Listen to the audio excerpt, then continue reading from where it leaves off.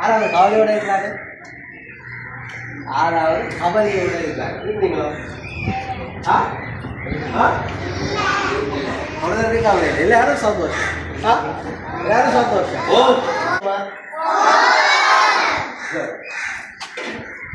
சந்தோஷமா இருக்கிறது செய்யாமல் கவலை வரும்.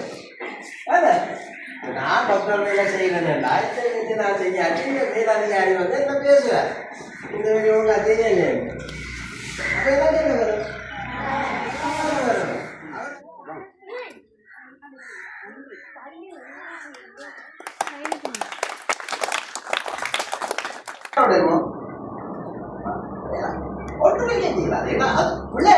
அப்ப நரம்பு மண்டலத்தை தூண்டி எங்களை புரியான விஷயங்களை நடத்தைகளை அசாதாரணமான நடத்தைகளை ஏற்படுத்த வேண்டும்.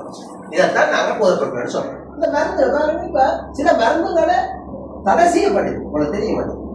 அந்த மருந்து தடை செய்யப்படுது. ஏன்னா அந்த மருந்துகள் பயன்படுத்தப்படும். அது என்னன்னு தெரியுமா? ஒரு மருத்துவம் தான் அந்த விஷயம் தெரியும். ஆனாலும் இது வந்து இன்டர்நெட் கூடாக ஆட்கள் தருவாங்க, அது பிஸ்னஸ் செய்ய வழிகிட்டாங்க. அப்போ அவங்களுக்கு தெரியாது இந்த அநேக மருந்து பொருட்கள் இன்னைக்கு பொருட்களாக பயன்படுத்தப்படுது. ஆகவே நாங்க என்ன சொல்றோம் என்று சொன்னா, எல்லாம் என்ன செய்யுங்களா விசாரணா சரி. உங்களுக்கு தெரியல, வீட்டுல எந்த நோயாளி இருந்தாலும் ஏதோ அதோட சமாளித்து கொண்டு வரலாம். இது போனால் என்ன பேர் இருக்கும்? செவிக்கலாம் ஆயிரும். என்ன செய்யலாம்? அவருக்கு அங்கே இருக்கிறான்னு தெரியாது, எங்க இருக்கிறேன்னு தெரியாது, என்னத்துல கோயிலுக்கு இருக்கிறேன்னு தெரியாது, என்னத்துல ஜூனியன் இருக்கிறேன்னு தெரியாது, என்னத்துல சாப்பிடுறேன்னு தெரியாது. அப்ப மூடப்படதாக கூடாது. அப்ப நிச்சயமாக நாங்கள் படிக்கலாம், நல்ல கட்டிக்காரர்களாம். ஆனால் நரம்பு மண்டலத்தை பாதிக்கிறது இந்த போதைப் பொருட்கள் என்பதை நாங்கள் அவதானமாக கொள்ளலாம்.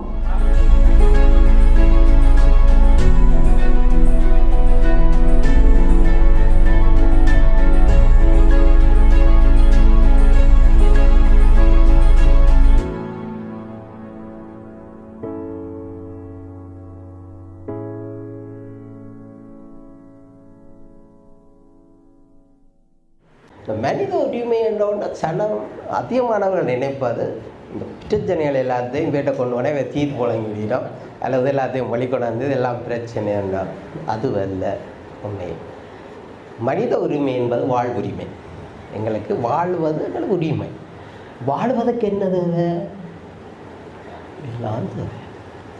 படிப்பு தேவை, படிக்கிறது எங்களோட உரிமை, சாப்பிட்றது எங்களோட உரிமை, நித்திரை கொள்வது எங்களோட உரிமை, மருந்துக்கு போனால் வருத்தம் போனால் மருந்து எடுக்கணும். அப்போ இப்போ அனைத்து விதமான அப்பாவுக்கு பிள்ளைக்கு சாப்பாடு கொடுக்க வேண்டிய உரிமை, அம்மாவுக்கு சமைச்சு கொடுக்க வேண்டிய உரிமை, இப்படி எங்கே போனாலும் வாழ்கிறதுக்கான உரிமை தான். அப்போ நாங்கள் மனித உரிமை என்று சொல்லிக்க நாங்கள் என்ன மறுவளமாக சொன்னால் எங்களோட மக்கள் நாங்கள் வாழுவதற்கு உரிய சிறப்பான வாழ்வு, தி பெஸ்ட் லைஃப் ஸ்டைல்னு சொல்கிறோம். நல்ல தரமான வாழ்க்கை, தரமான வாழ்வு வாழ்வதற்கு நாங்கள் எங்களை தயார்படுத்தி கொள்ளணும், எங்களை மற்றவர்களை தயார்படுத்தி கொள்ளணும். அதுதான் எங்களோட பிரச்சனை. அப்போ நாங்கள் இப்போ தனியாக மனித உரிமைன்னு அப்படி தான் யோசிக்கணும். நாங்கள் தான் அப்போ உண்மையில் கன விஷயங்கள் இருக்குது. இப்போ சில சொல்லுவாங்க ஒரு குற்றம் நடக்குதுன்னா அந்த குற்றத்தை கண்டிக்கிறது, அந்த குற்றத்தை பற்றி கேட்குறது, அது அல்ல உரிமை. அந்த குற்றம் நடக்காமல் அதை சொன்ன மாதிரி பாலாசா சொன்ன மாதிரி குற்றம் நடக்காமல் தவிர்க்கிறது. இப்போ ஒருவர் போதைக்கு அடிமையாகி போதையில் ஒரு கொஞ்சம் பேர் இருக்கிறாங்கடா, போய் அவங்கள என்ன செய்ய நீ என்ன இப்படியெல்லாம் குடிக்கலாம் உரிக்கலாமோ அது சரி உனக்கு வேறு அது அல்ல. அவனை ஒரு விளையாட்டிலே செலுத்துவார், அவனை ஒரு இசையிலே சங்கமமாக்குவார், அவனை எக்ஸ்ட்ரா கரிக்குலர் ஆக்டிவிட்டிஸ்னால, அதாவது இயல்பான வேறு ஒரு ஆலயங்களில் இன்றைக்கு ஆலயங்களில் சாமி தூக்குறதுக்கு ஆக்கள் இல்லை, சாமி தூக்குறதுக்கு இளைஞர் வாராங்கள் இல்லை. ஏன்? அப்போ அவங்களில் நாங்கள் உள்ளகப்படுத்தினால் அவன் கோயிலுக்கு போயிருக்காவது குடிக்காம போகணும்னு நினைப்பான்.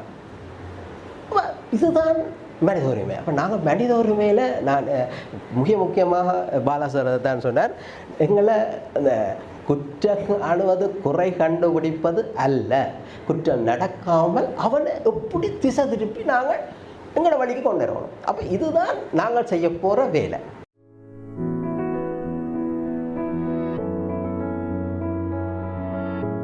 அன்பானவர்களே, நான் ரெவரண்ட் ஆண்டனி ஜோசப் சுவிட்சர்லாண்டிலிருந்து இந்த அனுதாப செய்தியை அனுப்புகிறேன். டாக்டர் திலீபன் அவர்களுடைய திடீர் மரணம் எனக்கு மிகுந்த கவலையை உண்டு பண்ணியது. காரணம், ஃப்ரீடம் ஹியூமன் ரைட்ஸ் வடமாகாண பொறுப்பாளர் திரு புண்ணியமூர்த்தி அவர்கள் அடுத்த மாதத்தில் நான் வரும்போது டாக்டர் அவர்களை சந்தித்து பேசுவோம் என்று சொல்லியிருந்தார்கள். இப்படி எதிர்பாராத நேரத்தில் அவருக்கு ஏற்பட்ட மரணம் கவலைக்கிடமானது. அவருடைய அன்பின் குடும்பத்தாருக்கும், உறவினர்களுக்கும், நண்பர்களுக்கும், ஃப்ரீடம் ஹியூமன் ரைட்ஸ் ஆர்கனைசேஷன் அனைத்து அங்கத்தவர்களுக்கும், இன்னும் துயிரில் ஆழ்ந்திருக்கும் அனைவருக்கும் இறைவனுடைய சமாதானம் உண்டாவதாக என்று பிரார்த்தனை செய்து உங்கள் அனைவருக்கும் என்னுடைய அனுதாபங்களையும் சமாதான வாழ்த்துக்களையும் தெரிவிக்கிறேன். God bless you all. வைத்திய கலாநிதி திலீபன் அவர்களுடைய இழப்பை என்னால் ஏற்றுக்கொள்ள முடியாமல் இருக்கிறது. திலீபன் அவர்கள் ஒரு சிறந்த மருத்துவராகவும், ஒரு பண்பாளனாகவும், ஒரு சிறந்த அறிவாளனாகவும் இருந்ததை நான் அறிவேன். அவரோடு பழகிய ஒரு சிறிய காலமாக இருந்தாலும் எங்கள் சுதந்திர மனித உரிமைகள் அமைப்பினுடைய செயற்பாட்டில் அவருடைய பங்கு அளப்பெரியதாக இருந்ததை ஒரு சிறிய காலத்திலே நான் புரிந்து கொண்டேன். ஒரு சிறந்த மனிதன், ஒரு சிறந்த வைத்திய நிபுணர், ஒரு சிறந்த பண்பாளன், ஒரு சிறந்த அன்பாளன். எனவே அவருடைய ஆத்மா சாந்தியடைய வேண்டும். அவருடைய எதிர்காலத்தில் எவ்வளவோ விடயங்களை நாங்கள் எதிர்பார்த்திருந்தோம். இறைவன் அதற்கு சம்மதிக்கவில்லை போல் இருக்கிறது. எனவே அவருடைய ஆத்மா சாந்தியடைய எல்லாம் வல்ல இறைவனை பிரார்த்திக்கிறேன். ஓம் சாந்தி சாந்தி சாந்தி. நிம்மதியாய் தூங்குங்கள் டாக்டர் திலீபா. நேற்று வரை நீங்கள் சுதந்திர மனித உரிமைகள் அமைப்பின் டாக்டர் திலீபன். இன்று நீங்கள் அமரர் திலீபன். வலி சுமந்து வந்தவர்களை வழிகாட்டி வைத்தவரே, விழிபிதுங்கி வந்தவர்களை விழிப்படைய வைத்தவரே, உன் மென்பாதங்கள் பட்ட நுண்ணுயிர்கள் தப்பி பிழைத்தன. உன் இன்மொழி கேட்ட நோய்கள் ஓடி போயின. நோய்பட்டவர்க்கு மருந்தல்ல தீர்வு, மனதால் மாற்றத்தை மருந்தாக்கிய மருத்துவனே, நிம்மதியாய் தூங்கு. ஜோசப் பாலா அடிக்கொரு தடவை சொல்லும் டாக்டர் திலீபன், புண்ணியமூர்த்தி வாயில் வரும் டாக்டர் திலீபன், உளம் மகிழ மனம் நிறைய சென்று வா வென்று வா. ஓம் சாந்தி சாந்தி சாந்தி. சுதந்திர மனித உரிமை அமைப்பின் ஊடாக 2020ஆம் ஆண்டு எங்களோடு இணைந்து சுதந்திர மனித அமைப்பு கூடாக பல நிகழ்ச்சி திட்டங்களை எங்களோடு கூட சேர்ந்து பயணித்தவர். அவரோடு பழகிய நாட்களில் அதிகமாக ஒரு நெருக்கம் ஏற்பட்டது. அது மனித உரிமை அமைப்பினூடாக அந்த பணியினூடாகவும், அதே போன்று அவர் ஒரு ஆன்மீக ஒரு ஊழியர், ஆன்மீகத்தை குறித்து அதிகமாக பேசுகின்ற ஒரு நண்பனாகவும் ஒரு நல்ல ஒரு உறவாகவும் என கிடைத்த ஒரு பொக்கிஷம்தான் அவர். இந்த 7 வருடங்கள் மனித உரிமை அமைப்பினூடாக இந்த வடமாகாணத்தில் பல இடங்களில் பல நிகழ்ச்சிகளை நாங்கள் நடத்தியிருக்கின்றோம். வைத்தியர் என்றபடியினால் பாடசாலைகள், அதே போன்று ஒவ்வொரு இடங்களிலும் சமுதாயத்திலும் கூட சென்று போதை வஸ்துகளை குறித்ததான விழிப்புணர்வுகளை குறித்து பல நிகழ்ச்சி திட்டங்களை செய்தவர். பல இடங்களுக்கு நாங்கள் சென்றிருக்கின்றோம். அதே போன்று மனித உரிமை அமைப்பின் முகாமைத்துவராக செயல்பட்டு பணியாற்றி கொண்டு வந்தவர். இந்த வருடங்கள் பல திட்டங்களை செய்யும்படியாக கலந்து உரையாடினோம். இந்த வடபகுதியிலே பல இடங்களில் சென்று விழிப்புணர்வுகளை ஏற்படுத்தி மக்கள் மத்தியில் ஒரு மறுமலர்ச்சி ஏற்படுத்தும் முகமாக பல சேவைகளை செய்யும்படியாக கலந்து ஆலோசித்து பல திட்டங்களை வகுத்து கொண்டிருந்தார். பல திட்டங்களை தான் இந்த வருஷம் இந்த மனித உரிமை அமைப்பூடாக செய்ய போகின்ற காரியங்களை எனக்கு எடுத்து உரைத்து இந்த காரியங்களை இவ்வண்ணமாக நாங்கள் செய்வோம் என்று சொல்லி அவர் பல திட்டங்களை வைத்திருந்தார். இந்த திட்டங்கள் அனைத்தையும் பார்க்கும் பொழுது இந்த வடமாகாணத்தில் அது பெரும் இங்கு வாழ்கின்ற மக்களுக்கும் இந்த குடிபோதை வஸ்துகள் இருக்கிறவர்களுக்கு ஒரு விழிப்புணர்வையும் ஒரு விடுதலையும் கொடுக்கின்ற ஒரு திட்டமாக இருந்தது. சிறைச்சாலையை பற்றி சொன்னார். இந்த சிறைச்சாலையில் சென்று இப்படியான நிகழ்ச்சிகளை நாங்கள் செய்ய வேண்டும் என்று சொல்லி அவர் கலந்துரையாடினார். இவருடைய இந்த நிகழ்வை நான் கேள்விப்பட்டவுடன் நான் மிகவும் அதிர்ச்சி அடைந்தேன். போட்ட திட்டங்கள் எல்லாமே சிதைவடைந்து போய்விட்டது.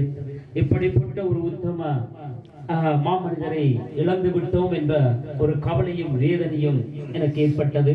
எனக்கு மட்டுமல்ல, எங்களுடைய வடமாகாண மனித உரிமை அமைப்பில் இருக்கின்ற யாவருக்கும் அது ஒரு பேரிடியாக இருந்தது, வேதனையாக இருந்தது.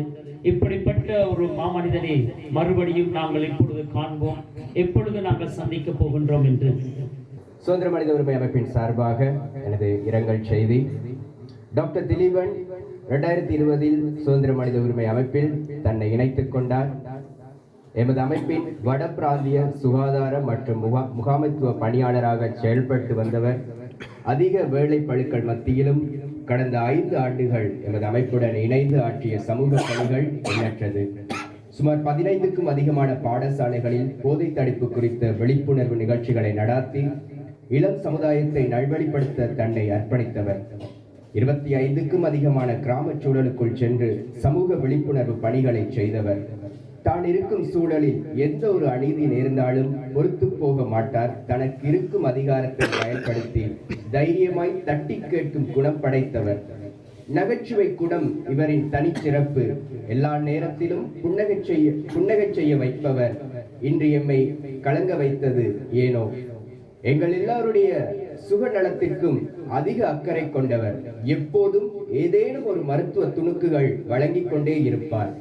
எங்கள் அமைப்பின் பலருக்கு இவர் ஒரு அன்பான பர்சனல் டாக்டர் என்றால் மிகையாகாது. எங்கள் அமைப்பின் நிகழ்ச்சிகள் திட்டமிடல் காரியங்களுக்கு அதிக பக்கபலமாய் இருந்த ஒருவர் எம்மை விட்டு நித்தியத்துக்கான பயணத்தை தொடரச் சென்று விட்டார். அவர் விட்டு சென்ற இடத்தை யாராலும் பூர்த்தி செய்ய முடியாது என்பது மறுக்க முடியாத உண்மை.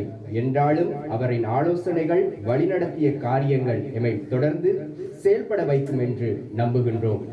எமது சுதந்திர மனித உரிமை அமைப்பின் உறுப்பினர்கள் சார்பாக எனது இரங்கல் குரலாய் இந்த பதிவை சமர்ப்பிக்கின்றேன். வடக்கு மண்ணில் அவர் ஆற்றிய சேவைக்காக இயற்கையும் மழையாக தன் மரியாதையை செலுத்துகிறது போல மறுக்கரையில் சந்திப்போம். அதுவரை இளைப்பாருங்கள். பிரிவில் தவிர்க்கும் குடும்பத்தினர், உறவினர், நண்பர்கள், இவரிடம் கல்வி கற்ற மாணவர்கள், வைத்திய அதிகாரிகள், இவரிடம் நன்மை பெற்ற யாவருக்கும் எமது அமைப்பின் சார்பாக ஆழ்ந்த இரங்கல்களை தெரிவித்துக் கொள்கிறோம். நன்றி. சுதந்திர மனித உரிமை அமைப்பு வட பிராந்தியா. திலீபன் அவர்களை இறுதி தேர்தலின் போது நான் முதல் முறை சந்தித்தேன்.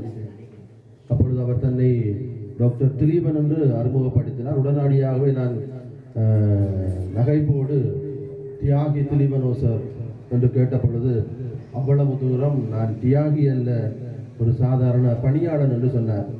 ஆனால் இன்று வரைக்கும் அவரோடு நான் பழகியதிலே இருந்து உண்மையாகவே ஒரு தியாகம் நிறைந்த ஒரு மனிதர் என்பதை புரிந்து கொண்டேன். கடந்த கிட்டத்தட்ட ஒரு வருட காலம்தான் எனக்கு அவரோடான பழக்கம் இருந்தது. நல்ல மனிதர், இன மத மொழி கடந்து இலகுவாக எல்லோருடன் பழகி அவர்களுக்கானவற்றை செய்யக்கூடியவர். நான் வளமையாக அவருக்கு சொல்வதுண்டு, இலகுவாக உங்களை ஏமாற்ற முடியும். மனிதம் இதை வைத்து அவரை இலகுவாக ஏமாற்றிவிட முடியும். ஏனென்றால் மனிதாபிமானம் நிறைந்த ஒரு மனிதர். மனிதாபிமானத்தின் பெயரால் யார் எதை கேட்டாலும் அந்த இடத்தில் அவர்களுக்காக தன்னை கொடுக்க ஆயத்தமாக இருந்த ஒரு மனிதர். இறைவன் அவரை அழைத்திருக்கிறார். நன்று நம்பிக்கைக்குரிய நல்ல பணியாளனே, என்னுடைய வான்வீட்டின் பேரின்பத்திலே பங்கு கொள்ள என்று அழைத்திருக்கிறார். ஆண்டவர் அவருக்கு நிச்சயமாக தன்னுடைய வான்வீட்டின் பேரின்பத்தை கொடுப்பார் என்ற நம்பிக்கையோடு நாங்கள் அவரை அனுப்பி வைப்போம்.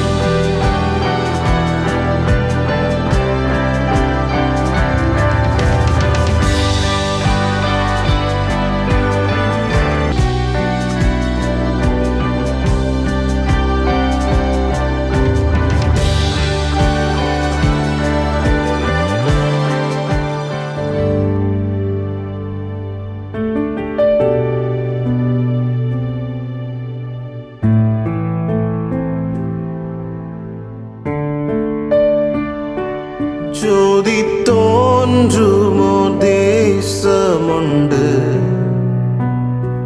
விசுவாச கண்ணால் காண்கிறோம். நம் பிதா அழைக்கும் பொழுது நாம் அங்கே வசிக்க செல்லுவோம். இன்பரா